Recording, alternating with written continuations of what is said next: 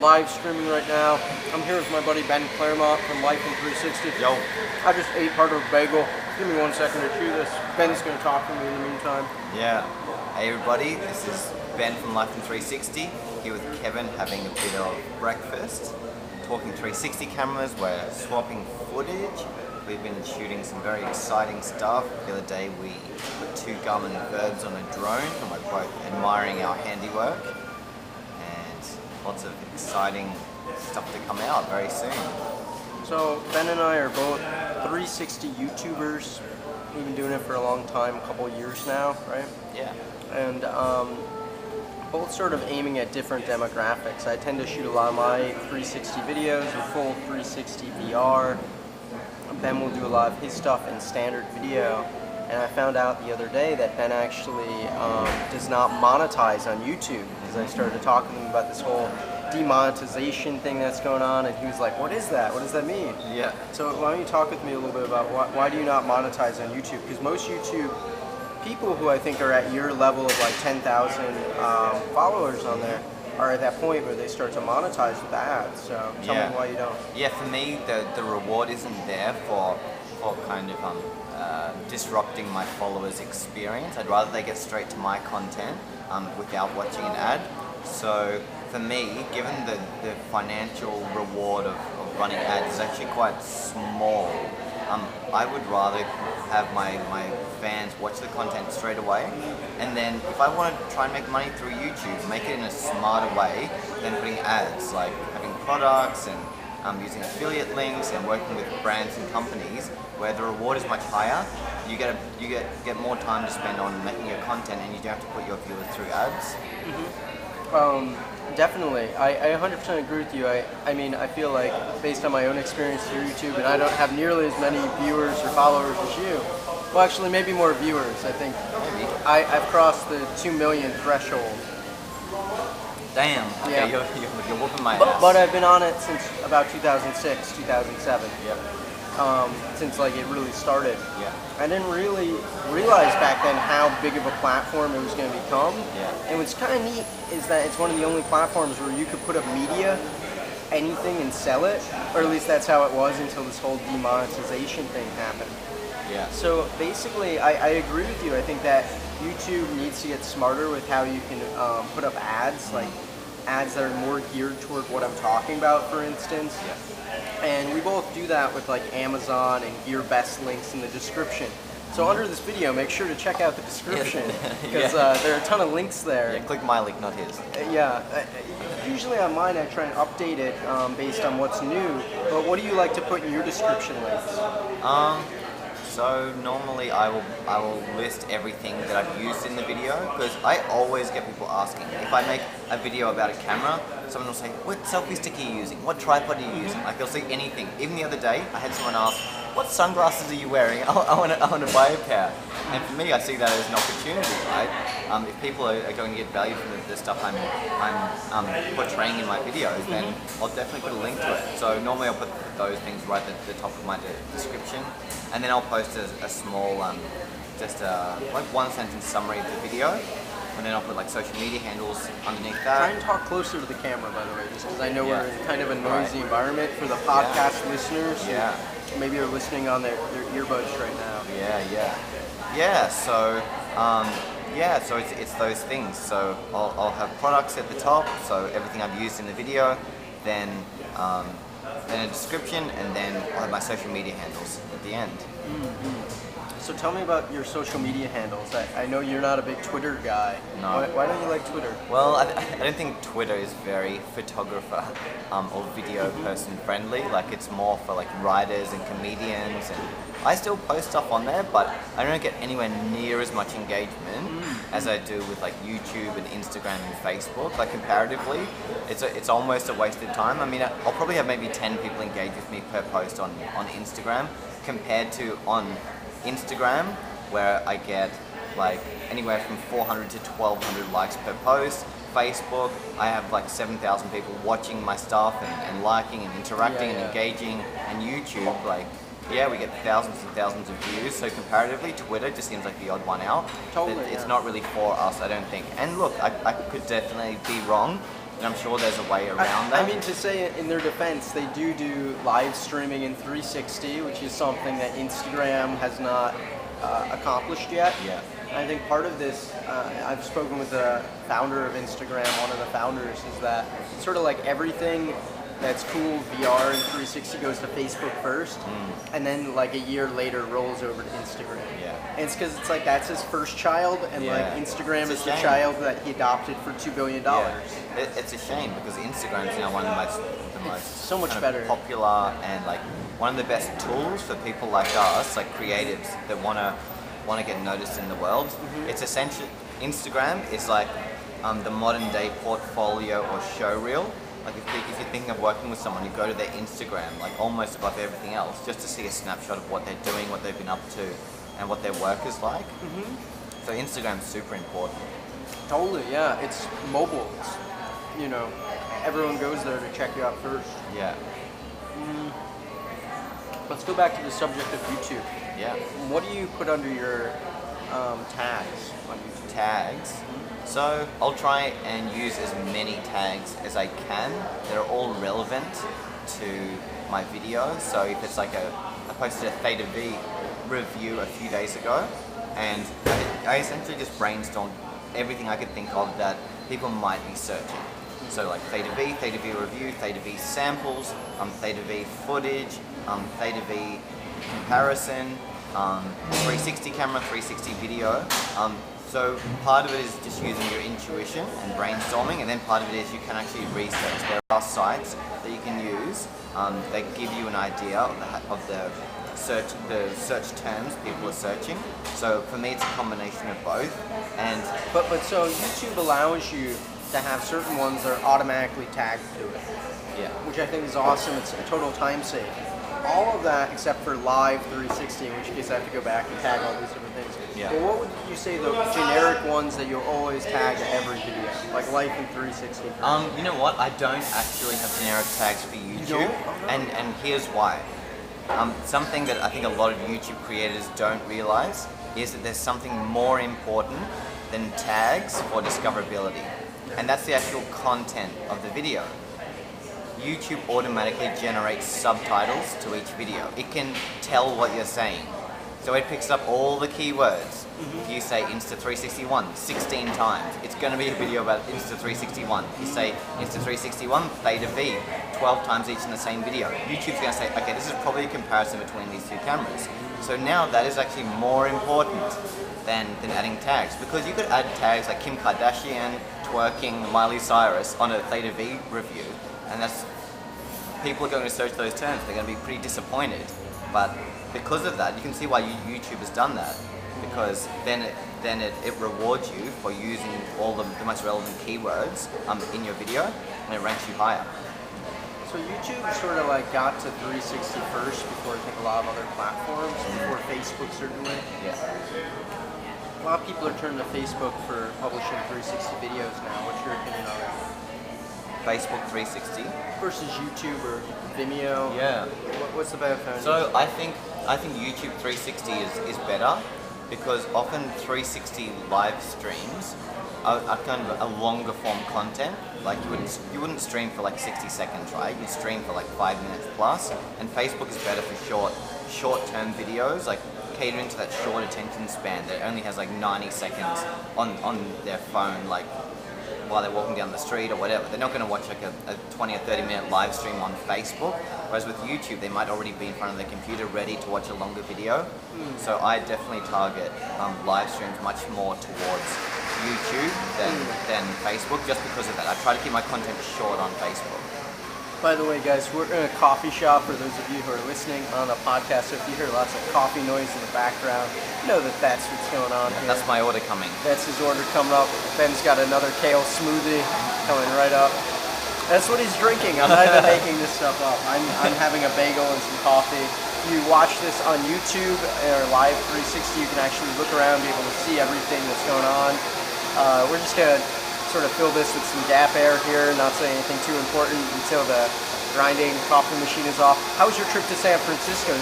Not your first time here, but... Yeah, I've been here for like 5 hours before, so this is my first kind of week-long stay. Yeah, it's been awesome. Done so much, shot heaps of good footage.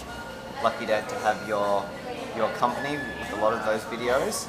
So you guys should stay tuned because we've got some awesome stuff coming. Shot a whole bunch of videos with Kevin. Kevin spoke at our workshop, did an excellent job, totally outstaged me. So thanks a lot for that. How's the footage transferring, by the way? Yeah, it's good. The second bit. Yeah, it's Cool. good. Yeah, We're sort of multitasking. Ben is about to fly out. yeah, we're just Where are you off to exchanging. next? So New York for a week, holding a workshop there, and yeah, Rico contacted me at the last minute for them, Nice. like two 45-minute presentations Where? about Tiny Planet photography at Photo Plus. There's like an expo, a photography expo in Cool. on I think it's like Thursday and Friday this week. So they said you can talk about whatever you want. So Nice. I'm like, sure, I'll talk about Tiny Planet photography. You should talk about the Garmin. Oh well, okay. The That's Garmin. here's where it gets an interesting thing. So Ben is, No deal from me. because I was gonna say the most exciting thing I think about Tiny Planet is what we can do now with like these drones with it. I immediately bought another Garmin yesterday. So I was like, yeah? oh, Ben's going away. I need to Yeah. figure this Oh, out you could have borrowed mine. for a couple months maybe. No, but it makes me want to take my drone up every day because of the ease of how to do it now. Yeah. Oh, do you want to see? Do you want to see my planet? I shot a tiny planet with my Spark, only my Spark, when we were at Treasure Island. It turned out quite good, I think. If you want to see, and you guys at home might find this interesting. I shot a tiny planet completely with the drone. It's quite exciting. Drone. It's great to be able to do things sort of on the go or have a secondary way of doing things. Like I was up in Portland on a shoot a while back. The 3D printed parts for our drone got crushed by TSA. So we needed to do a 360 shot up in Portland with the drone, and so we basically we use the same app that he's using right now called Lychee app. Yeah. And basically this works with the Mavic or the Spark, and you can get really amazing photography in terms of 360. So what's the resolution like this? So look at this. 13,105 by 13,105. And this is a drone camera that normally shoots like 1080 res. Yeah, 1080 video, slightly higher photos, but look at this detail. Look at that. Look how far I've zoomed in on this tiny planet, and it's still sharp. Wow, and you can see us down there actually. Yeah, There's Ben and there's me. Or there's Starbo. I'm over here. Yeah, you are. See? Oh, I'm hidden. I'm getting some shade. Right here. Yeah, I'm doing some transferring footage there. But check out that resolution. Like, this wasn't even taken with a 360 camera. Like, this is better than a 360 camera would do. It's pretty incredible. Now the real trick is to see if that can do something with like people, and then you don't ever have to bring a tripod anywhere. Yeah. Right? Well, the only issue is you need time to take it. This took about 5 minutes, and often people move. Everyone just freeze. For 5 minutes, maybe. Well, DJI are releasing a new mode called Sphere Mode, which is going to do this, I think, much faster and on its own without having to use a third-party app. And that's what I love about these sort of things that pop up out of the third party is it enables other folks to sort of go out there and do better. Yeah. In fact, even with the third-person perspective now, they've updated it and added another attachment. For those of you who don't know, the third-person perspective is a way you can get sort of like a dolly shot. It's like basically a strap-on attachment for a camera and a pole, and you put a camera there, and then all of a sudden you can record hands-free and walk about. Yeah, my friend Thijs from the Netherlands has a company called Sail Video System. I don't know if you're friends with him. Yeah, that's what I'm talking about. So it's like a body mount, and it sticks out and you can go hands-free. It would look a bit silly in real life, like walking around with the selfie stick sticking out of your chest, but the cool thing is like you don't see it later on in the 360 because the selfie stick erases itself out. He's making it so it's easier to put on for a single person. So more people will do that. I don't mind doing it. I don't think I look too silly. Well, Maybe a little if you're bit. on your own, maybe in public. I don't think I'd have the confidence. The real challenge is actually attaching it. Yeah. Because I've had to demo it a couple times in class, and Yeah. it's like utterly ridiculous Oh to yeah. demo. All right. But that being said, it's an amazing attachment, and so if you guys, since we're talking about it, we'll include a link in the description. Yeah. Anyone that's into extreme sports or I think it's just a great way to get sort of like a dolly shot following a person, where you, Yeah. if you don't want to buy a dolly, which are still kind of expensive right now. Yeah, you it's can a place good it any way you alternative. want. And it was funny. Speaking of dollies, yesterday I was meeting up with our friend Bilawal, and he met me while he was riding. You know those things with two big wheels that you stand on. You lean forward and it moves. I don't even know what it's called. Hoverboard. No, it's not. It's not. That's the nickname. Oh, okay. Like it's not a skateboard. It's like okay. It's called hoverboard, yeah. And I started playing with it, and I was very clumsy to begin with, but eventually I got really good at it by the end of the day, and I realized that could actually be a really good camera dolly, if you held the camera above, and I did with my new Mad Venture 360.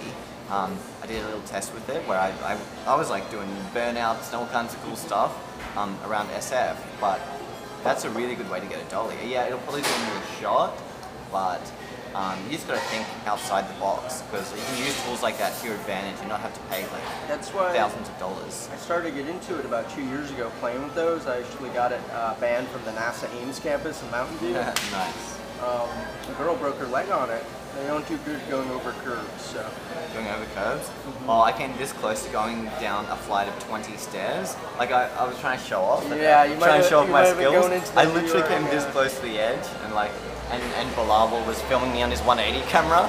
I'm like, yeah, it's gonna be the best video ever. I'm like, I think I turned Ben into an extreme electric esports guru now, because I took him out on the electric skateboard, the boosted board, the other day, and he had a blast on it. Now he's trying all these different devices I want out. to get one now. I want to get both of them. Like, that would be cool for testing out stabilization on cameras, I think.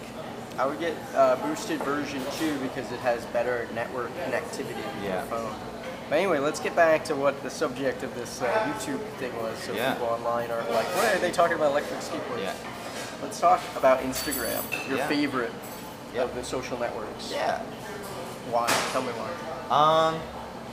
For me, I like Tiny Planets, and Tiny Planets thrive on Instagram. Instagram is like about kind of like photo crack. Like it's a drug. You're kind of distributing your colorful little masterpieces to the world, and I just really love that. I love that daily creativity. For me, it's like basically the only daily creativity tool that keeps me accountable to do something every day, because it's easy enough to post every day. Yeah. I just really like it. Like I love Tiny Planets, and I wish it was easier to advertise on there. Like I can have like an ad, like. oh, you can. I think you can do it through Facebook. It's a bit confusing, but you can advertise. I think Facebook's probably more effective in advertising. But yeah, because Facebook and Instagram are connected, you use the Facebook Ads Manager on Facebook to advertise to Instagram as well. I tried it once and I feel like I had like no results, so I haven't tried again. No. I meant. I wish it was easier. Like, let's say I had a brand that I wanted to advertise to, instead of me just like having to go at Nike or whatever. Like, it could just be like some link, or like I know they're allowing certain people to do like a flip up sort of thing and click from there. Yeah. But anything that could get people to click on the screen or interact with it, I can't wait until that becomes like a 360 window and you can actually like move it around just like you can on Facebook. And you know that's coming soon, right? You feel it, right? Yeah, it is coming, but at the same time, they can't all become the same social network, so Instagram does need to still be Instagram and not Facebook, because they all have really good things about them, but if you bring too many good features over to one or the other, then why do you need to use both? Yeah. Well, I'd say one of the worst features of Facebook is the fact that you can only have 5,000 friends, and then you max out, and you have to start unfriending people. I'm in that scenario now. Poor Kevin's too popular. And the thing is, my heart bleeds for you. it's no. But in all seriousness, look at any other social network, and none of them cap at 5,000. And you can say, Kevin, why don't you go onto a page? The person. And I think that's a big problem that Facebook needs to fix, and it's an issue obviously that Instagram doesn't have, and that Twitter doesn't have, and that YouTube doesn't have, and that even Google Plus doesn't have, which is another social network we haven't even discussed. Why would they? Yeah, it's hilarious. Yeah, it's interesting because like 360 360, I probably would have exceeded 1,000 friend mark by now. I think we're at about 7,500 on our Facebook page. And to me, although it is like a little logo that shows up in your Facebook feed whenever I post, it still is kind of like a personal blog. So if people do want to follow me, they can follow that page, and it's still kind of got that friendly feel. I mean, the hardcore followers will still go out of their way to friend request me.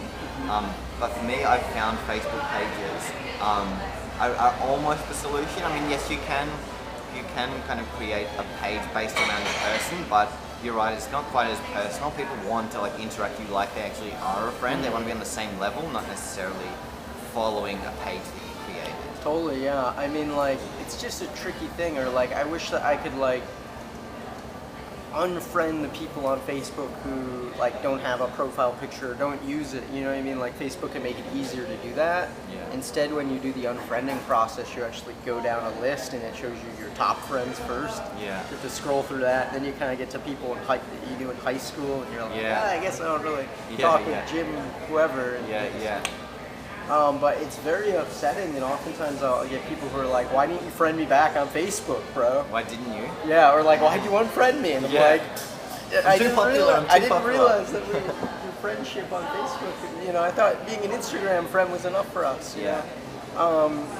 But I try to do a thing with the page where I'll send all my Instagram posts to the page, so that way I get some incentive to go there versus my personal. But I still find that people continue to want to friend me on the personal thing.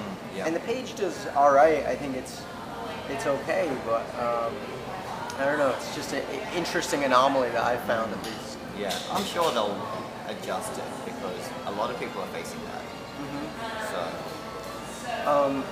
So let's say you want to reach out to a company and you want to reach out to a marketing director of a company. Would you go to Instagram and try and direct message them? Would you go to Twitter and private message them? What would you do? Or would you try and find them on LinkedIn? All of the above. All of the above, except LinkedIn. Like, I found LinkedIn to be it's the worst, not a good tool at all. No. Like, it's supposed to be like a kind of networking / job opportunity tool. For me, like, I've never had any networking or job opportunities come up there. It's true. It's very upsetting. It's like great because it's like my resume online, so you think I'd be getting like a lot of job referrals, but I tend to get a lot of job stuff through Facebook messages or and like Instagram or just my website through email, which I actually really don't like through that platform.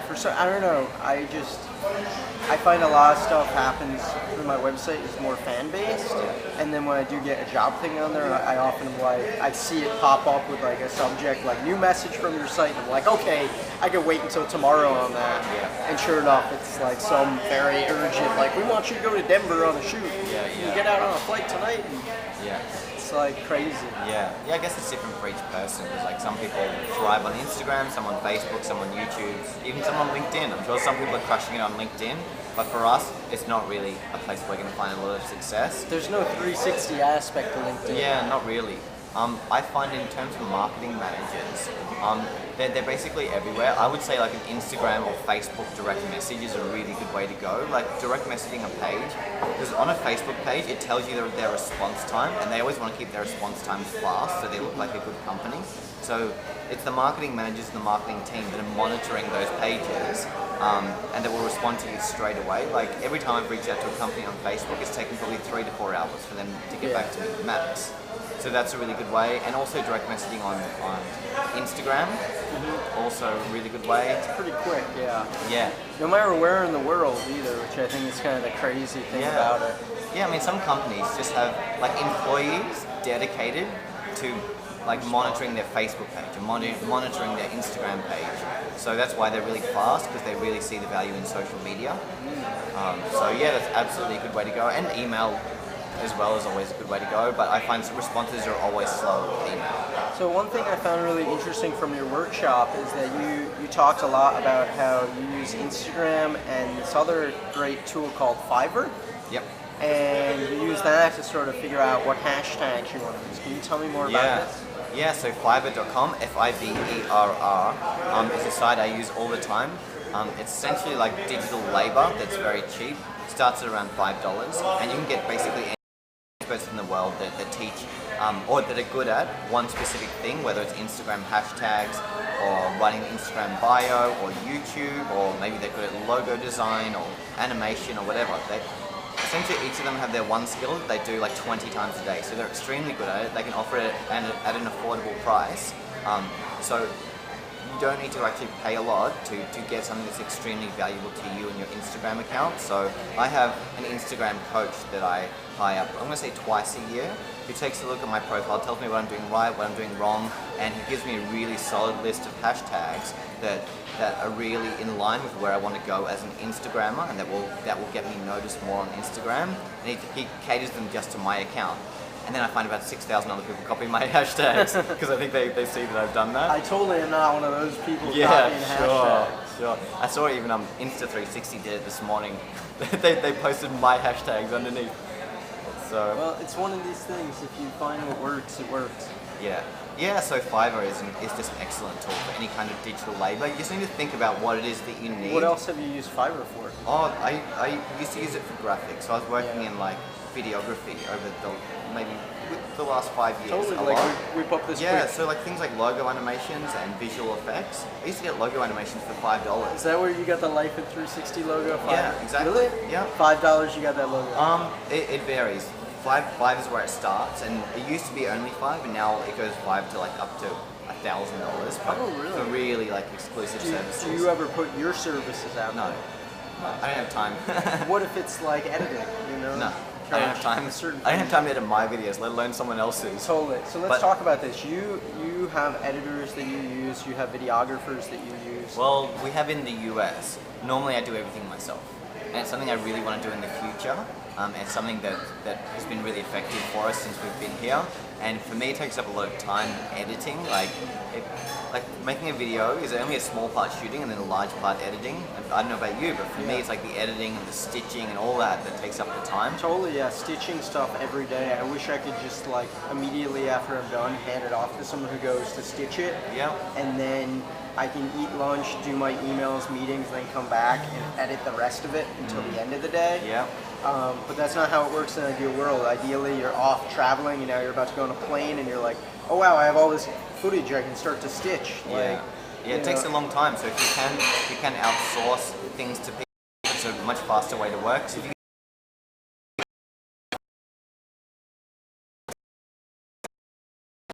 can't really afford it right now, but it's definitely a goal for the next year or so to have a video shooter and editor, because that will really free up the vast majority of my time. totally.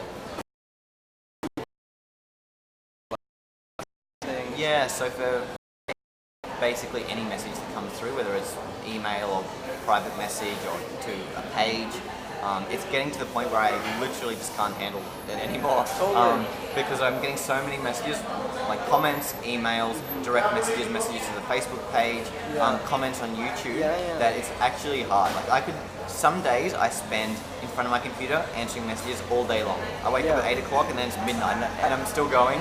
So for me, it's something I'm actually struggling with and trying to work out a solution to. I'd say for email, I will always answer them personally, but for social media, I'm brainstorming ways to kind of delegate that, because I'm just getting too many messages, and I actually do want to respond to people. I don't want to ignore them. So it's something we're exploring at the moment. One thing that I try and do is, if it's social media, I'll try and respond with a personal thing, because I'll something more personal about a specific video or